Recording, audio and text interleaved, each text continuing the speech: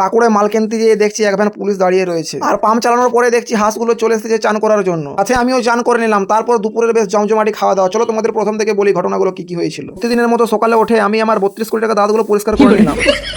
তারপরে জামবাটি করে এক বাটি করে জল নিয়ে পর দেওয়ালে দিয়ে দিলাম। মাত্র 2-3 দিন হলো গাঁথনিটা কমপ্লিট হয়েছে, তাই আবারও 2-3 বার জল দিয়ে দিলাম। তারপর দেখছি বাড়িতে গরম গরম চা চলে এসেছে। চা খেয়ে চলে এলাম সজ্জার দোকান। তোমরা তো ভালো করে জানো দোকানে এসে প্রতিদিন আমার যেটা কাজ, সকালে এসে দোকানটা ভালোভাবে ঝাড় দিয়ে পরিষ্কার করে নিলাম। তারপর দোকানটা ধুয়ে মুছে পরিষ্কার করার পর একটা মুরগি ঝটপট করে রেডি করে নিলাম। মুরগি তো সকালে একটা রেডি করা হয়ে গেল। তারপর খালি কাস্টমার আসার অপেক্ষা। এদিকে ওদিকে চারিদিকে তাকিয়ে দেখছি কখন কাস্টমার আসবে। দোকানে কাস্টমার আসুক বা না আসুক, এদিকে দেখছি টিকিটওয়ালা চলে এসেছে। 30 টাকার টিকিট, 30 টাকার টিকিট, পেন নিয়ে যাও, পেন নিয়ে যাও, বালতি নিয়ে যাও, জামবাটি নিয়ে যাও করে দেখছি অ্যালাউন্স করছে।